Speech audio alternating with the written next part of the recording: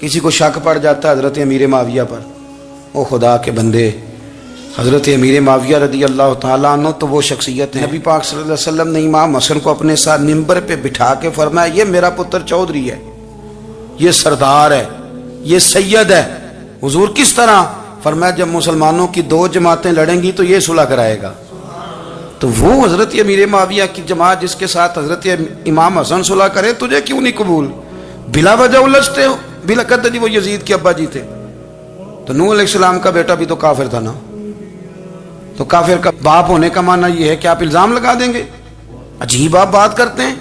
قیامت میں کوئی کسی کا بوجھ، قرآن نے فیصلہ کر دیا ہے، کوئی کسی کا بوجھ، یزید اپنے معاملات کی جواب دے گا، اس کے گھر والے اس کی باتوں کا جواب، اور جو یہ کہتے ہیں نا کہ ان کے والد معاذ اللہ ٹھیک نہیں تھے، وہ یہ بھی لکھتے ہیں کہ یزید کا پتر بڑا ٹھیک تھا۔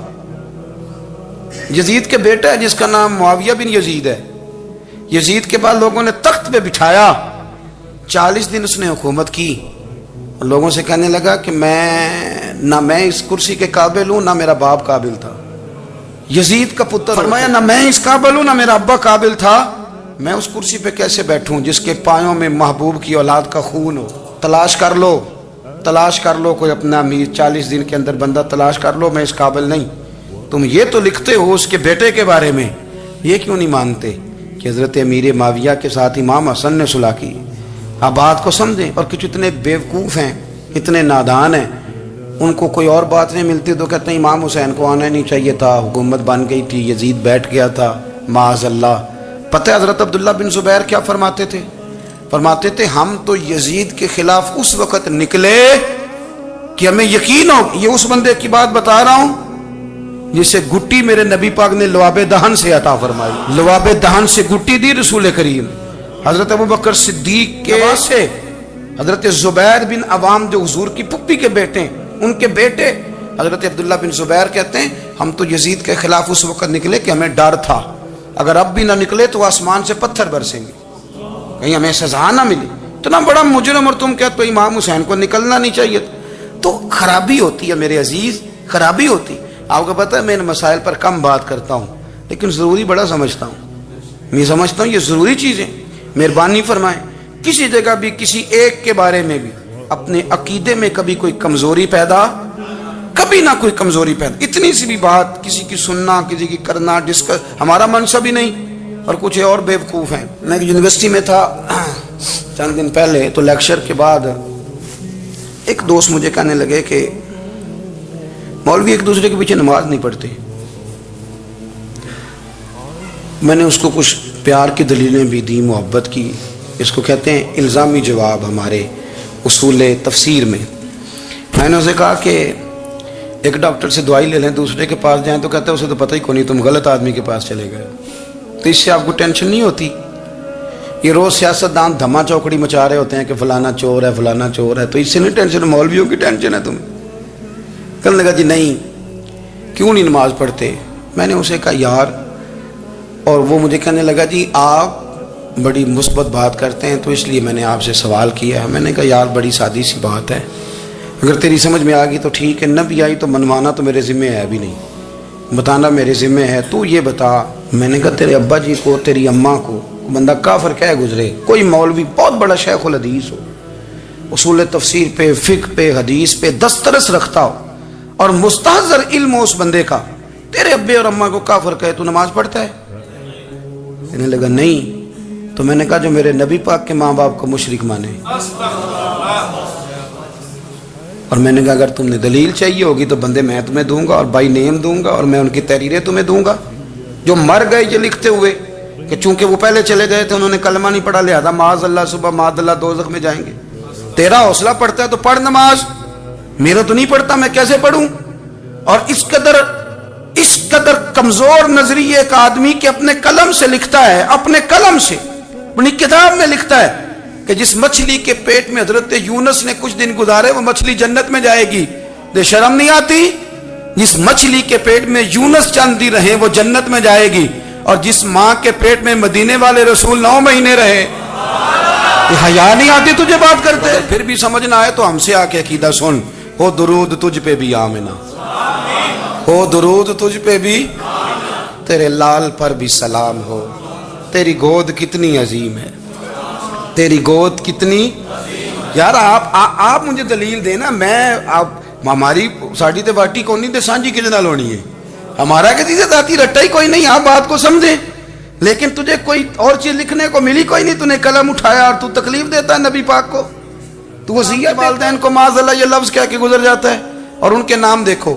آمنہ نام کیا ہے؟ آمنہ.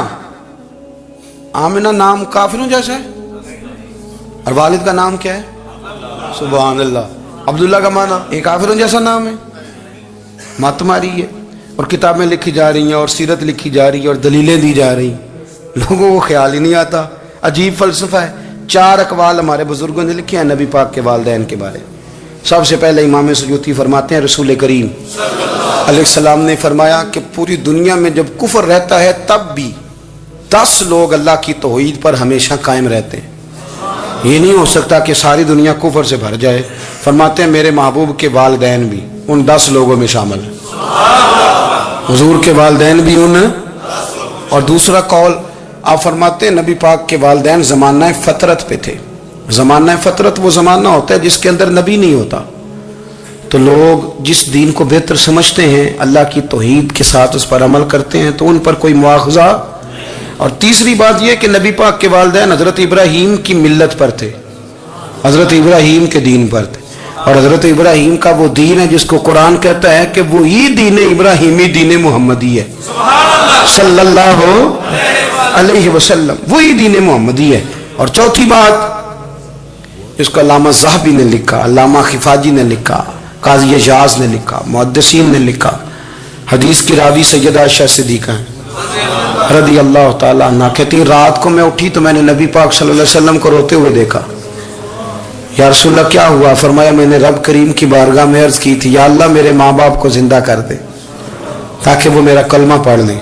ہے تو وہ پہلے بھی دین فطرت پر انہیں کنتم خیر امت ان کا اعزاز بھی نصیب ہو جائے. تو ہمارے ہاں زیادہ تر لوگ بات اس لیے سیکھتے ہیں کہ میں کوئی کہیں سے مسئلہ سیکھوں گا پھر جا کے اپنی مسجد کے امام کو تنگ کروں گا کہ وہاں تو میں یہ سن کے آیا ہوں تو یہاں یہ کام کیوں نہیں ہوتا. میں کوئی بات سیکھوں گا تو پھر میں اس سے بحث کا دروازہ کھولوں گا. علم کا مطلب ہی اپنے آپ کو سنوارنا ہے. معلومات حاصل کرنے کا مطلب یہ کہ آپ کے عمل میں پختگی آئے, آپ کے کردار میں پختگی آئے. آپ نے جو سیکھا ہے آپ اس کے مطابق اپنے آپ کو ڈھالیں. مسلم شریف میں موجود ہے نبی پاک صلی اللہ علیہ وسلم نے دعا مانگی ہے اے اللہ میں اس علم سے تیری پناہ مانگتا ہوں جو علم تو ہو پر نفع والا نہ ہو. جس بندے کے علم نے اسے نفع نہیں دیا, وہ کچھ سیکھ نہیں سکا اس سے, تو اس کا علم کسی کو کیا نفع دے گا جب خود سے اس نے. اور صوفیہ کرام تو فرماتے ہیں کہ جو لوگ بڑی معلومات حاصل کر لیں, بڑی باتیں سیکھ لیں, پنچایت میں کسی کو بولنے نہ دیں, گھر میں کسی کو بولنے نہ دیں. بہت سارے لوگ تو علماء کو بھی مشورہ دیتے ہیں بڑی باتیں کرے, لیکن عمل کے لحاظ سے بندہ زیرو ہو تو اہل دل فرماتے ہیں اس کی صحبت سے بچو. اسے بڑا پتہ ہے, بڑی باتیں آتی ہیں, بڑی باتیں آتی ہیں, بڑی باتیں کرتا ہے, لیکن گفتگو کی حد تک تو بہت بڑا ہے, عمل کے معاملے میں صفر ہے. بہت سارے لوگ مسجد کے حجرے میں میٹنگ ہو رہی ہوتی ہے اور وہ لمبی لمبی دلیلیں اور مشورے دے رہے ہوتے ہیں. نماز کا ٹائم آ جائے تو اٹھ کے چلے جاتے ہیں, کہتے ہیں میں اپنے محلے دی مسجدیں پڑھنی ہے. کئیوں کو کام یاد آ جاتا ہے. فرمایا کہ شخص کے پاس معلومات بڑی ہوں لیکن عمل کے معاملے میں بندہ زیرو ہو تو اسے بچنا کیوں؟ اس لیے کہ اگر پڑھا لکھا آدمی بے عمل ہونا تو وہ اپنی بے عملی پر بھی دلیلیں پیش کرتا ہے. وہ کہتا ہے میں یہ کام نہیں کرتا تو یہ میرے پاس دلیل ہے. وہ تو بے عملی کو بھی مزین کر دے گا معاذ اللہ. تو دینی تعلیم ایک تو حاصل اس لیے کریں کہ ہم نے اپنے آپ کو سنوارنا ہے, اور دوسرا علم کا شوق طبیعت میں ہو. دیکھیں نا اللہ کے حبیب صلی اللہ علیہ وسلم نے فرمایا ہے کہ جو علم کے رستے پہ چل پڑا وہ جنت کے رستے پہ چل پڑا ہے. جمعوں میں محفلوں میں کانوں کے ذائقے کے لیے نہ آئیں, اس لیے آئیں کہ میرے علم میں میرے عمل میں یہ کوئی اضافے کی بات بنے گی. میں کوئی نصیحت حاصل کروں گا تو میرے دل کا زنگ اترے گا ہمارے ہاں یہاں لوگ مزے کے لیے آتے ہیں اور آج کل لوگ فوٹو کے لیے آتے ہیں. ان دو کاموں سے نکل کر خالص اصلاح کی نیت سے علم کا شوق ہمارے ہاں تیزی سے ایک حرکت کی گئی. علماء کا وقار خراب کیا گیا اور لوگوں کو دینی علوم سے دور کیا گیا, اور اس میں بعض بیچارے واعظین اور خطباء نے بھی کردار ادا کیا جب جعلی پیر کی تعریفیں کھول کے کی, اور اسے پتہ نہیں کہاں تک. یہ اسٹیج ہوتے ہیں نا, ان میں کوئی بندہ اچھا لگے بھی تو اس کے لیے دعا کرنی چاہیے, تعریفیں نہیں کرنی چاہیے. تعریفیں اس کا کوئی فائدہ نہیں ہے, اس بندے کو تو دعا کا فائدہ ہے. اگر آپ کو اچھا لگ رہا ہے تو اسے دعا دیں, اس سے زیادہ کچھ نہیں کریں. اور ہمارے ہاں جناب وہ نقیب محفل بیچارے کی شامت آ جاتی ہے اگر تعریفیں تھوڑی کرے تو, کہتے ہیں تو نام ہی نہیں لینا ہوندا. وہ بھائی اس کے نام لینے سے آپ کا قد اونچا ہوتا ہے. تو علم اور عالم ان دونوں چیزوں سے قوم کو دور کیا گیا. دینی تعلیمات کا فقدان ہے.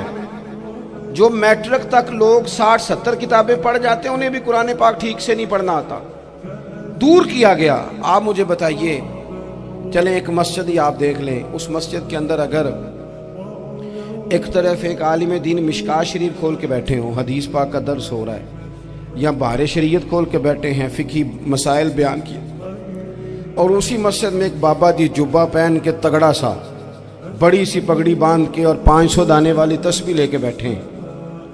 اب ایک بندہ اندر آتا ہے تو وہ کدھر جائے گا, عالم کی طرف کہ بابا جی کی طرف؟ وہ کیوں جا رہا ہے بھلا بابا جی کی طرف؟ وہ اس لیے کہ ہم نے اسے یہ بتایا ہی نہیں کہ جس طرح سبحان اللہ سبحان اللہ سبحان اللہ پڑھنا عبادت ہے نا, اسی طرح دارابا پڑھنا بھی عبادت ہے. اسے ہم نے بتایا نہیں کہ جب تک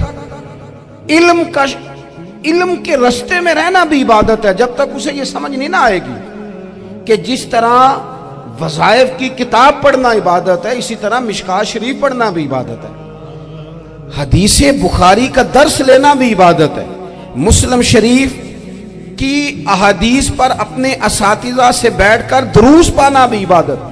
جب تک یہ پورا مزاج دیکھیں نا, نبی پاک صلی اللہ علیہ وسلم نے فرمایا رات کی ایک گھڑی بھر دین سیکھ لینا ساری رات نفل پڑھنے سے بہتر ہے. اب ہمیں سمجھنا چاہیے کہ کتاب پڑھ کے بھی بندہ رب رسول تک پہنچ سکتا ہے. کتاب و سنت رستہ آسان کرتے ہیں, لیکن ہمارے ہاں کیا مزاج دیا گیا ہے, بابا جی کے پاس چلو, ضرور جائیں بابا جی اگر نیک ہیں تو منع کوئی نہیں کر رہا, لیکن جو سوچ ہمیں حضور نے دی ہے ہم نے اسی سوچ کے مطابق اپنے معاملات کو ترتیب دینا ہے نا. اب ایک بات میں نے آپ سے پوچھی اور آپ نے کہا قوم ساری بابا جی کی طرف جائے گی. حدیث پاک کس طرح ہے, اللہ کے محبوب مسجد شریف میں تشریف لائے, دونوں جانب لوگوں کے حلقے بنے ہوئے ہیں, لوگ بیٹھے ہوئے ہیں, ایک حلقے میں لوگ اللہ کی یاد کر رہے ہیں, ذکر ہو رہا ہے, ایک حلقے میں بیٹھ کے ایک عالم کتاب و سنت کا درس دے رہے ہیں, ایک صحابی اور باقی سن رہے ہیں. خاص توجہ کریں نوجوان میری بات پر, رسول کریم صلی اللہ علیہ وسلم دونوں کے بیچ کھڑے ہو گئے اور کریم نے فرمایا دونوں محفلیں خیر کی ہیں, دونوں ہی حلقے خیر کے ہیں. اور پھر حضور فرمانے لگے مجھے چونکہ رب نے استاد بنا کے بھیجا ہے, میں چونکہ معلم بن کے آیا ہوں, یتلو علیکم آیاتنا ویزکیکم, میں چونکہ کتاب و سنت کی تعلیم کے لیے آیا ہوں. یہ لفظ کہتے کہتے حضور اس جماعت میں بیٹھ گئے جو دین پڑھ اور پڑھا رہی تھی. حضور وہاں بیٹھے جہاں بات دین کی ہو رہی, جہاں لوگوں کو اللہ رسول کی بات بتائی جا رہی. تو جمعے میں وقت پہ آئیں, اپنی دینی معلومات مضبوط کریں اور اپنے لیے مضبوط کریں. میں آپ کو بڑے درد سے یہ بات عرض کرتا ہوں, اگر دن میں 100 لوگ مسئلہ پوچھتے ہیں نا شریعت کا, تو ان میں 95 لوگ وہ ہوتے ہیں جو طلاق کا مسئلہ پوچھتے ہیں. والد صاحب نے, بیٹی کے والد صاحب نے 2 مہینے پہلے آرڈر دیا ہوتا ہے فرنیچر کا. بیٹے کی شادی ہو تو مہینہ پہلے شیروانی والے کو بھی کہنا پڑتا ہے, گاڑیاں بک کرانی پڑتی ہیں, میرج ہال بک, یہ سارے لوازمات ہم کرتے ہیں. سارا کچھ کیا, گاڑی سے گھر بسنا ہے, میرج ہال سے بسنا ہے, فرنیچر سے بسنا ہے. ہم نے سارا کچھ ان کو بتایا, لیکن کاش 2 گھنٹے بچی کسی معلمہ کے پاس جاتی, بچہ کسی استاد کے پاس جاتا, نکاح طلاق کے مسئلے بھی سیکھتے. میں دعوے سے کہتا ہوں اگر ہمیں پتہ چل جائے کہ 3 طلاقیں اکٹھی نہیں دینی چاہیے، کیونکہ دے دیں تو ہو جاتی ہیں، اگر ہمیں سمجھ آ جائے کہ نہیں دینی چاہیے، یہ مسئلہ بیان ہو، اور یہ والے مسئلے ہم محفلوں میں بھی نہیں بیان کر سکتے، اس لیے کہ لوگ کہیں گے مسئلہ تو وہ بیان کریں گے، اس پہ نعرے لگیں گے، آپ قوم کو یہ کیا بتا رہے ہیں، یہ تو چھوٹا عالم بتاتا ہے معاذ اللہ اس طرح کی باتیں، تو بڑی بڑی کوئی نقطے کی بات بتائیں۔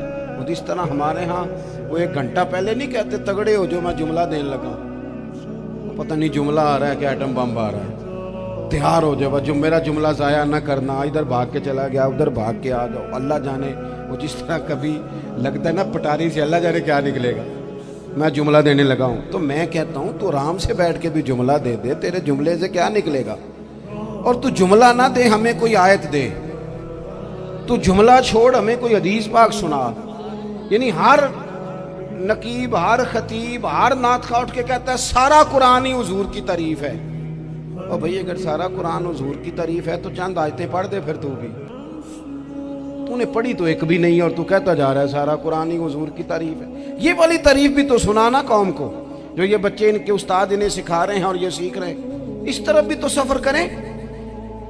تو میرے عزیز اگر لوگوں کو مسائل کا پتہ چلے تو سینکڑوں گھر بچ جائیں تباہ ہونے سے، بڑے بڑے گھر بچ جائیں، لیکن مسائل نہیں آتے۔ میرے پاس مسئلہ پوچھنے کے لیے کچھ لوگ آ گئے تو 4-5 سال کا بچہ بھی تھا جس کے والد نے غصے میں اپنی بیوی کو 3 طلاقیں دی تھی، چھوٹا سا بچہ، کپڑے بھی پٹے پرانے، اور حالت بتا رہی تھی کہ غریبی ہے۔ تو جب میں نے مسئلہ بتایا کہ 3 طلاقیں ہو گئی ہیں تو واپس جانے لگے، تو بچہ مجھ سے کہتا ہے دیہاتی آدمی، تو کہنے لگا مولوی صاحب میری اماں تے نانی کہنی اسن پوچھ کے آئی آپ کہ ہن اسی لہدا لہدا ہی رہنا ہے۔ تو اس بچے کی نونہال کی وہ کیفیت دیکھی تو میں رو پڑا، میں نے کہا یار یہ بچہ بیچارہ ماں باپ کے ہوتے ہوئے یہ یتیموں جیسی زندگی گزارے گا کیونکہ باپ نے طلاق دے دی، کس طرح؟ مسائل نہیں بتائے لوگوں کو، تعلیم سے آگاہی نہیں کیا، اور اس میں بہت بڑا ظلم ہے ان لوگوں کا بھی جو جنازے پہ کھڑے ہو کے تو کہہ دیتے ہیں میری طرح کے لوگ، اچھے علماء کی بات نہیں کرتا، وہ کہہ دیتے ہیں دیکھو جن لوگوں کو جنازہ نہیں آتا، بھئی آپ نے کس دن عشاء کے بعد کلاس لگائی تھی جنازہ سکھانے کی؟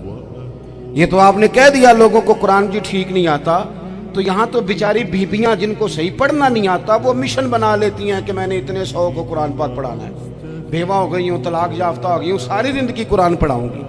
ہم کیوں یہ مشن نہیں بناتے، کیوں اس طرف سفر نہیں کرتے؟ ایک تو دینی معلومات میں، دینی علوم میں اپنے آپ کو لگائیں اور ذوق پیدا کریں کہ جو چیزیں مجھے نہیں آتی میں نے وہ سیکھنی ہے، جو معاملات مجھے نہیں آتے میں نے ان کی طرف سفر کرنا ہے۔ ایک تو اپنا یہ مزاج بنائیں، اور جب آپ دینی علوم سیکھتے ہیں تو پتہ ہے کون سا منظر قائم ہوتا ہے؟ منظر وہ بنتا ہے کہ حضرت ابو ہریرہ بھی دین سیکھا کرتے تھے، حضرت عبداللہ ابن عمر بھی اصحاب صفہ میں رہا کرتے تھے، حضرت انس بن مالک بھی رہا کرتے تھے، اور ایسا منظر بنتا ہے کہ حضرت سیدہ خدیجہ الکبریٰ رضی اللہ تعالیٰ عنہ فرماتی ہیں سیدہ فاطمہ حضور کی گود میں بیٹھی ہوتی تھی اور نبی پاک سے باتیں پوچھتی تھی اور حضور انہیں بتا رہے ہوتے تھے، سیدہ عائشہ حضور سے دین کی باتیں پوچھتی۔ چوتھا حصہ ہماری فقہ کے اصول حضرت فاطمہ کی، حضرت عائشہ صدیقہ کی مرویات پر مبنی ہیں۔ اگر ہماری بچیاں چھوڑ دیں ڈائجسٹ پڑھنا، چھوڑ دیں ادھر ادھر کی مووی دیکھنا، اور وہ کتاب و سنت پر آ جائیں تو بہت سارے مسائل ایسے ہیں جو الجھنے سے پہلے ہی سلجھے ہوئے ہوں۔ دینی تعلیم کا مزاج اور ذوق۔ اور دوسری آیت کریمہ میں نے تلاوت کی، اللہ کریم نے قرآن مجید میں فرمایا یا ایھا الذین آمنوا قوا انفسکم واہلیکم نارا، اے ایمان والو خود بھی دوزخ کی آگ سے بچو اور اپنے گھر والوں کو بھی بچاؤ۔ او والد، وہ ماں جو بچوں کو بھوک سے بچانے کے لیے محنت کرتی ہے، ان کو مایوسی سے بہت سارے ماں باپ ایسے ہوتے ہیں جن کے پاس کپڑے لینے کے پیسے نہیں ہوتے عید پہ، کیوں؟ عزیز بھائی جس طرح ہم اپنے بچوں کو دیکھیں، بہت سارے ماں باپ کے پاس گنجائش نہیں ہوتی، لیکن اس نیت سے کہ بچوں کے دل ٹوٹ جائیں گے، عید پہ کیسے گزارا کریں گے، مشکل سے بھی کپڑے خرید کے دیتے۔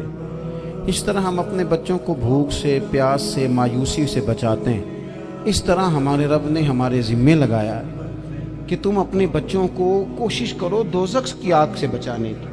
حضرت عمر فاروق رضی اللہ تعالیٰ عنہ نے عرض کیا تھا، یا رسول اللہ صلی اللہ تعالیٰ علیہ وسلم، اس آیہ کریمہ کا معنی کیا ہے؟